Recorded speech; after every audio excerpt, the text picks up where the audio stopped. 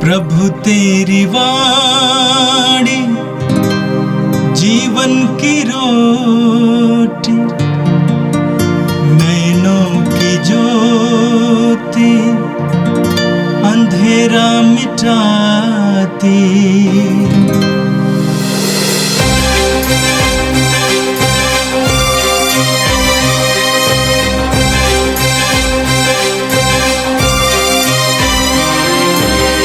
प्रभु तेरी वाणी जीवन की रोटी, नैनों की ज्योति अंधेरा मिटाती। प्रभु तेरी वाणी जीवन की रोटी, नैनों की ज्योति अंधेरा मिटाती। वाणी वाणी वाणी वाणी वाणी पवित्र है, शाश्वत है, जीवन का मन्ना है। 21 मार्च सोमवार। पहला पाठ राजाओं का दूसरा ग्रंथ, अध्याय 5, पद संख्या 1 से 15। पाठ का मूल अंश है, इज़राइल में बहुत से कोढ़ी थे, उनमें से कोई नहीं, बल्कि सीरी नामान ही निरोग किया गया है। आराम के राजा के सेनाध्यक्ष नामान को अपने स्वामी का सम्मान तथा कृपा दृष्टि प्राप्त थी, क्योंकि प्रभु ने नामान द्वारा अरामियों को विजय दिलाई थी। वह महान योद्धा था, किंतु कोढ़ी था। अरामी छापामार किसी समय इज़राइल के देश से एक कन्या को उठाकर ले आए थे और वह नामान की पत्नी की दासी बन गई थी। उसने अपनी स्वामिनी से कहा, ओह, यदि मेरे स्वामी समारिया में रहने वाले नबी से मिल जाते तो वह उन्हें कोढ़ से मुक्त कर देते। नामान ने अपने स्वामी को बताया कि इज़राइली कन्या ने क्या क्या कहा है। इस पर आराम का राजा बोला, तुम वहाँ जाओ, मैं तुम्हें इज़राइल के राजा के नाम एक पत्र दूंगा। नामान चल पड़ा और वह चांदी के 10 तोड़े, सोने की 6000 असारफियाँ और 10 जोड़े कपड़े अपने साथ ले गया। उसने इज़राइल के राजा को वह पत्र दिया।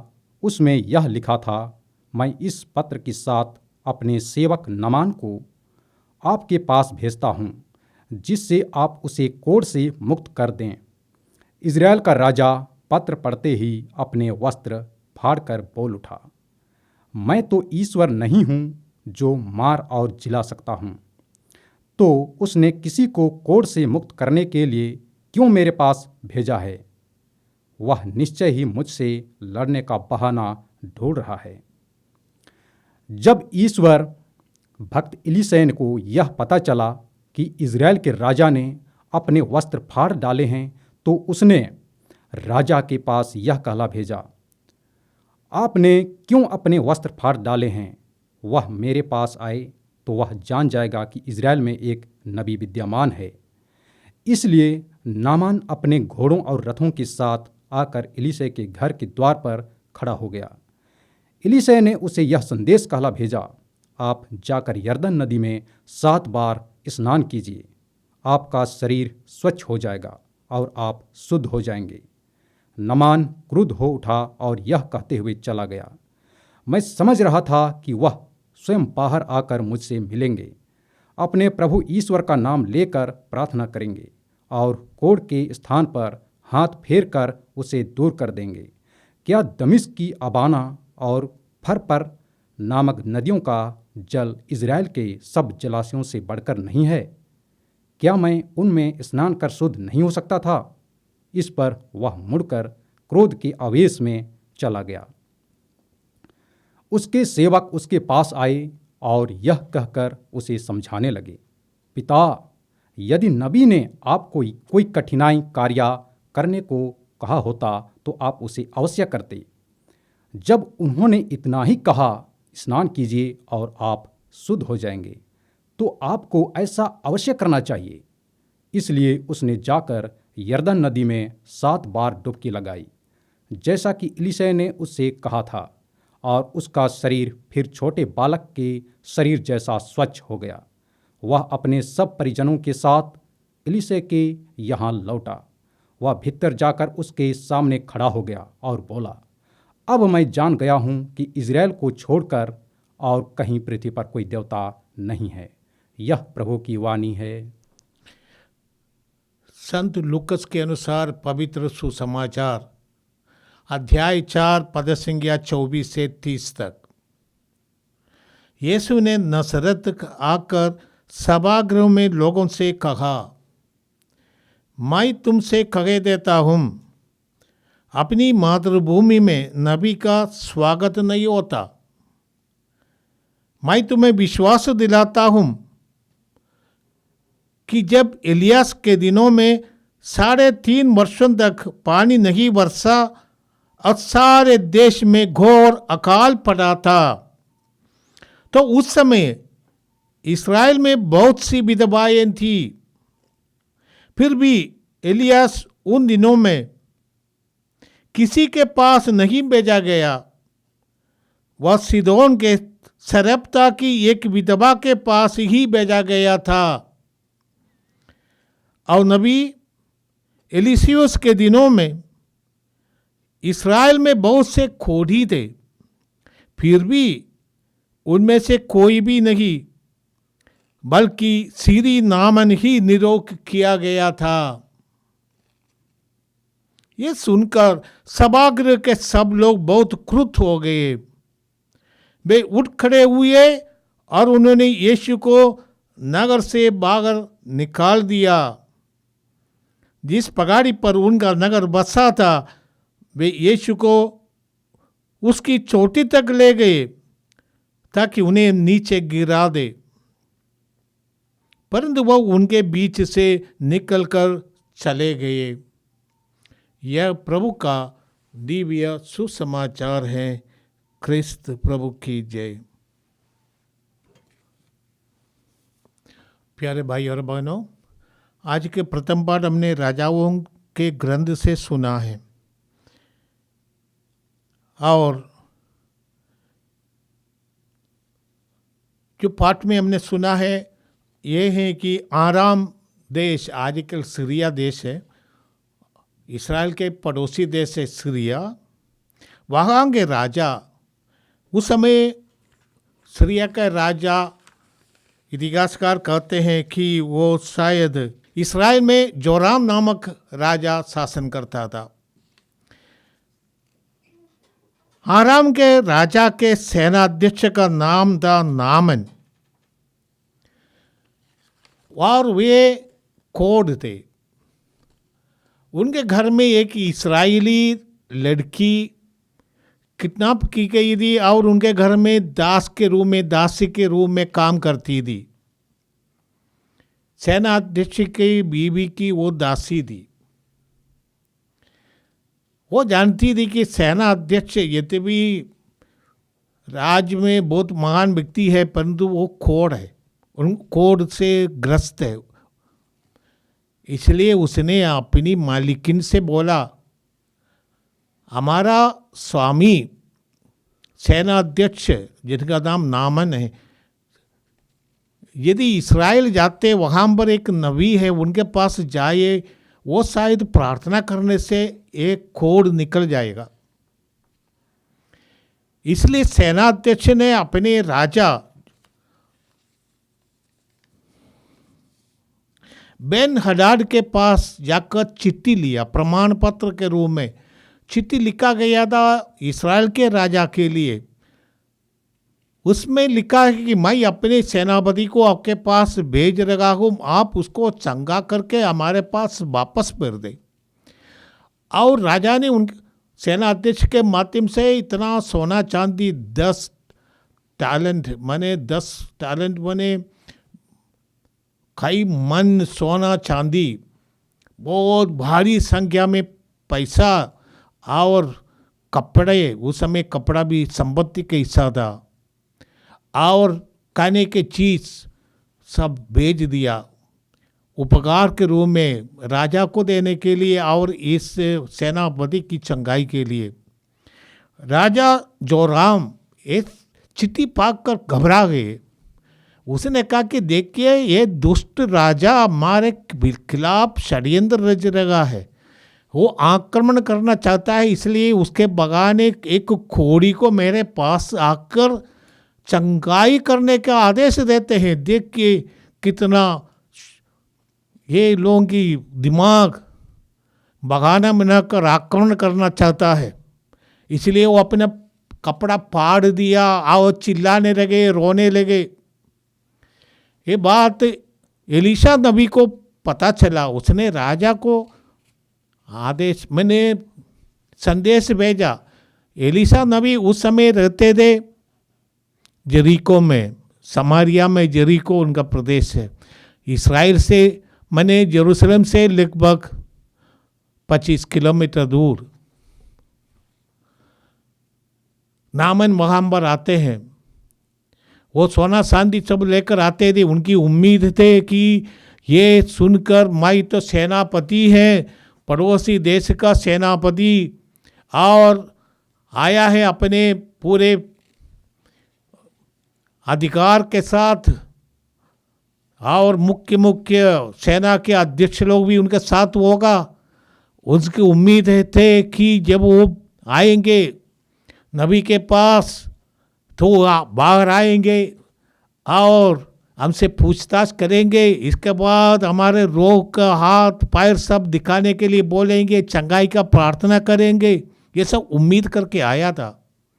परंतु नबी ने जब सुना कि सेनापति आए हैं, वो बागर नहीं आया, वो अपने कुटीर में रह गए थे। नबी का एक छोटा सा कुटीर है, वहाँ पर वो रहते थे।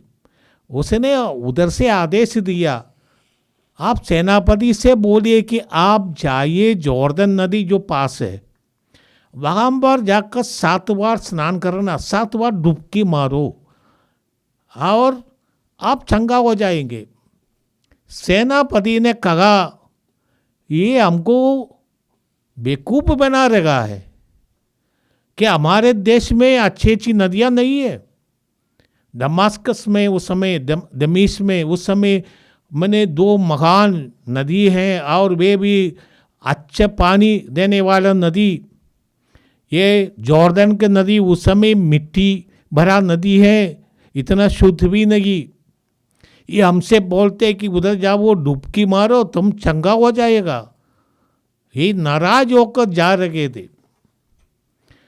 तब उनके साथियों ने उनसे कहा, अरे आपसे बहुत बड़ा काम करने के लिए नहीं बोला है ना। यदि नबी आपसे बोल देते कि आप जाओ पास 7 दिन उपवास करो या एक पैर पे खड़े रहो, जैसे हमारे पुराने ज़माने में ऋषि मुनि करते थे, उपवास करो, तपस्या करो, तब चंगाई प्राप्त करेगा, ऐसा कुछ नहीं कहा था। आपसे साधारण मामूली बात कहा है, नदी में जाकर 7 बार स्नान करो, आप जाकर देखें, आपको कोई नुकसान नहीं होगा। सेनापति ने मान लिया, वो नौकरों की बात सुनने के लिए तैयार हो गया। वो सेनापति के लिए अपने नौकरों की बात सुनना इतना आसान नहीं है। फिर भी उसने सोचा ठीक है, जाओ देख लेंगे। और 7 बार डुबकी मारने के बाद उनके खोड़ निकल गया, शुद्ध हो गया, चंगाई प्राप्त किया। वो खुशी में आया, राजा के पास आया, आओ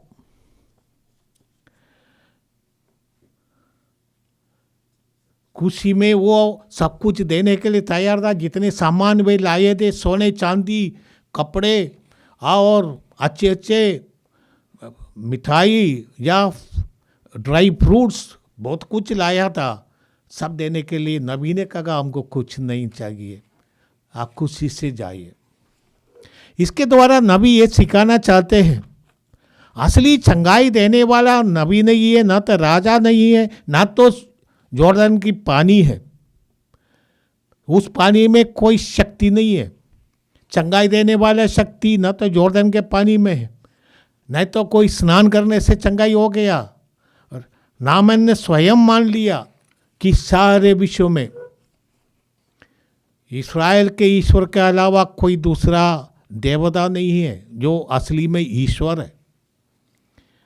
जॉर्दन नदी में स्नान करने से दमिश्क के सेनापति नामन में विश्वास का वरदान मिल गया। उसने माना कि ना तो ये नबी की शक्ति से उन्हें चंगाई मिला, नबी ने उसके देखा भी नहीं, ये केवल कमरे के अंदर से आदेश दिया था, नबी की शक्ति से नहीं, ना तो नबी के कोई शब्द से, परंतु नामन का जो आज्ञाकारिता से, ईश्वर के आदेश का आज्ञाकारिता और विश्वास के द्वारा उन्हें चंगाई मिला है। और इस ईश्वर की शक्ति प्रकट हो गई।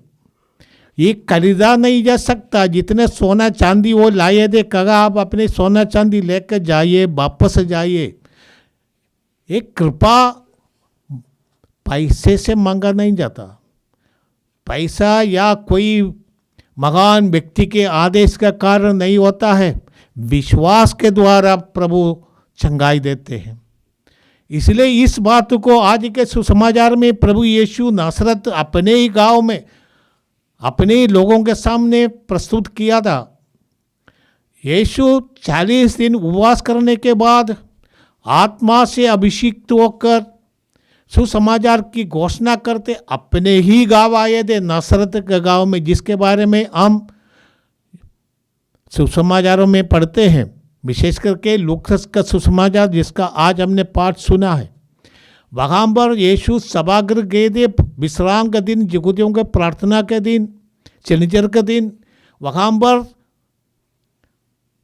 सभागृह के अध्यक्ष ने उनको धर्म ग्रंथ दिया था। वो धर्म ग्रंथ इसियास नबी का ग्रंथ था। यीशु ने उससे वो पाठ निकाला, उसमें लिखा है प्रभु का आत्मा मुझ पर छाया हुआ है। और यीशु ने ये व्याख्यान दिया, सुनकर सभागृह के लोग आश्चर्यचकित हो गए, कहने लगे उनको ये बुद्धि और सामर्थ्य कहाँ से मिला? ये तो जोसेफ का बेटा है, बढ़ई का बेटा है। ये लड़का हमारे इधर गांव में गुल्ली डंडा खेलते रहते थे, हमारे बच्चों के साथ वो खेलता था, परंतु इनमें ये शक्ति, ये बुद्धि कहाँ से मिली? ये सब सोच रहे थे। और ये लोग यीशु से ये भी चाहता था वो इधर कुछ चमत्कार दिखाएंगे, उधर दूसरे जगह कफरनाहूम में, बथसदा में, सभी जगह चमत्कार दिखाते, हमारे उधर भी कुछ दिखाओ। प्रभु यीशु ने इंकार कर दिया, कहीं जहाँ विश्वास की कमी है वहाँ पर कुछ नहीं होगा। यीशु का असली वो व्यक्तित्व उनके समझ में नहीं आया। वो केवल यीशु को जोसेफ का बेटा, एक साधारण इंसान, एक ऐसा व्यक्ति की समझते थे। यीशु का व्यक्तित्व जो ईश्वर का अनादि शब्द मनुष्य बनकर हमारे बीच आया, निवास किया, और वे नासरत में 30 साल बिताया। ये तो सगे बंधु ईश्वर का पुत्र है, उनमें ईश्वरीय अधिकार है, ये तो लोग मानते नहीं। वो ये सोच रहे हैं कि अरे दो धोखाबाज है। उनका विश्वास की कमी के कारण यीशु ने उधर कोई चमत्कार नहीं दिया। अपने ही गांव के लोगों ने उनका तिरस्कार किया। जो आने वाले दिनों में हम जानते हैं कि पूरे यहूदी जाति ने यीशु का तिरस्कार किया। जैसे जगन अपने सुसमाचार अध्याय 1 में कहते वो अपनों के पास आया, परंतु अपने अपनों ने उनका तिरस्कार किया। यीशु का तिरस्कार यहूदी सभा मैंने यहूदियों के सेनेड्रीन जो मगा सभा है, उन्होंने उनका तिरस्कार किया और उन्हें यहूदियों के शत्रु रोमियों के हाथ सौंप दिया कि उनको क्रूस पर मार डालो, समाप्त कर दो। अपने लोगों ने ही उनको देश के वैरियों के शत्रुओं के हाथ सौंप दिया, क्योंकि यहूदियों को कोई अधिकार नहीं है था किसी को क्रूस पर मार डालने का। यह सब यहूदियों को दे दिया विश्वास की कमी के कारण, क्योंकि ये वो सोचते हैं कि जो मसीह आएंगे, यहूदियों का की प्रतीक्षा उम्मीद है मसीह आएंगे, किसी को पता नहीं चलेगा, वो ऐसे आकाश से उतर आएगा, और आएगा तो भी वो पूरे यहूदियों के राज्य की स्थापना के लिए अपनी सेना भेजेंगे और पूरे विश्व को अपने कब्जे में कर देंगे। ये सब उनकी उम्मीद है। जैसे नामन की उम्मीद ही, प्रतीक्षा थी कि एलिशा आएंगे और हाथ लगाएंगे और उनको चंगाई दे देंगे। बहुत लोग ऐसा प्रतीक्षा करते हैं, परंतु जब नामन ने अपने सेवकों की बात सुनने के लिए तैयार हो गया, विश्वास के लिए कभी हमें अपने अहंकार को छोड़ना पड़ता है। हमारे बुद्धि के परे हैं ईश्वर, हमारे बुद्धि से हम ईश्वर को कब्जे में नहीं कर पाते, क्योंकि ये बुद्धि, मनुष्य की बुद्धि मिट्टी की बुद्धि है। ये जितना मिट्टी में विकास होते होते मानव का बुद्धि उतना ही है। ईश्वर उसके परे है, सृष्टि करता है, पूरे विश्व का सृष्टि करता, ये हमारे बुद्धि के अधीन नहीं होता। हमें ईश्वर के सामने विश्वास का सरेंडर करना है, आत्मसमर्पण। इसके द्वारा ही ईश्वर हमारे जीवन में कार्य कर सकते हैं। प्रभु यीशु ने वहाँ के लोगों को बताया, एलियास के समय में पूरे विश्व में जब अकाल पड़ा था, ईश्वर ने अपने नबी को भेजा था सीदोन, जो इस्राएल के राज्य के बाहर है। सीदोन में जाकर सेरापत गांव में एक विधवा के घर में एलियास को शरण लेना पड़ा, और वहाँ पर ईश्वर ने महान चमत्कार किया। एक मुट्ठी आटा और 1 आउंस तेल से 3.5 वर्ष तक उन 3 लोगों के लिए भोजन का प्रबंध हो गया था। एक चमत्कार था। ईश्वर ने इस्राएल में ये चमत्कार नहीं दिखाया था, इस्राएल के बाहर गैर यहूदियों के बीच में ये चमत्कार दिखाया था। यीशु ने एलियास के बारे में बताया, नामन जो यहूदियों का शत्रु देश से आया था, उनको चंगाई दिया। उस समय इस्राएल में बहुत खोड़ी थे, और एक खोड़ियों की चंगाई नबी ने नहीं किया था, परंतु गैर यहूदियों में से एक को दिया। इसका प्रमाण यही है कि यीशु जब आए थे, यहूदियों ने उनका तिरस्कार किया, और आगे बढ़कर हम जानते हैं जनजातियाँ जो यहूदी नहीं है, जो जेंटाइल्स बोले जाते थे, यहूदी उनको कुत्ता कहते थे, ऐसे लोगों के बीच जाएगा सुसमाचार। आज सारे विश्व में सुसमाचार की घोषणा की जाएगी। विश्वास का वरदान यहूदियों से अधिक गैर यहूदियों को मिला था उस समय, आज भी यही है। यीशु और ईश्वर किसी जाति का अधीन नहीं, किसी धर्म का अधीन नहीं। सभी धर्मों को ईश्वर इस्तेमाल करते हैं विश्वास का वरदान के लिए। विश्वास किसी धर्म विशेष का नहीं है। ईश्वर पर हमारी श्रद्धा, भक्ति, हमारा आत्मसमर्पण है। वो किसी भी धर्म के द्वारा आप आत्मसमर्पण कर सकते हैं, परंतु आत्मसमर्पण जरूरी है। ईश्वर पर श्रद्धा वो हमारी आत्मसमर्पण है। यीशु हमारे लिए एक माध्यम है। ईश्वर का वचन हमें यीशु के माध्यम से मिला, इसलिए हम यीशु पर श्रद्धा रखते हैं और हम अपने को हमारा मुक्तिदाता मानते हैं। आइए हम प्रभु को धन्यवाद दें आज के दोनों पाठों के लिए और अपने को समर्पित करें। ये पिता, हम प्रार्थना करते हैं, तेरे पवित्र वचन पढ़ने का मैं अवसर मिला है। 40 के इस अवसर पवित्र वचन पढ़कर उसको गहराई से समझे। हम अपने एक घमंड पर नहीं, अपने पूर्वाग्रहों पर नहीं, परंतु आत्मसमर्पण के द्वारा ही ईश्वर से जुड़ सकते हैं। ईश्वर हमारी शक्ति के परे हैं, हमारे बुद्धि के परे हैं। ईश्वर को जानने के लिए हमें ईश्वर के सामने बच्चों के जैसा बन जाना पड़ता है, क्योंकि प्रभु यीशु ने कहा, बच्चों को ये पिता तुमने ये सब ज्ञान प्रदान किया है। आत्मसमर्पण के द्वारा ही ईश्वर के सामने हम बच्चे बन सकते हैं। घमंडी नहीं, परंतु ओपन, खुले हृदय वाला, खुले बुद्धि वाला व्यक्ति बन जाए। ये प्रभु 40 के इस अवसर कृपा का अवसर बने। हमारा विश्वास को बढ़ाइए। नसरत के लोगों के जैसे अविश्वासी नहीं, परंतु विश्वासी बनने का, अपने आप को समर्पित करने का, अपने आप को ईश्वर के पवित्र वचन के अनुसार जीवन जीने का वरदान प्रदान कर, ये प्रार्थना करते हैं हमारे प्रभु क्रिस्त के द्वारा। आमीन। प्रभु तेरी वाणी जीवन की रोटी, नैनों की ज्योति अंधेरा मिटाती। वाणी वाणी वाणी वाणी वाणी पवित्र है, शाश्वत है, जीवन का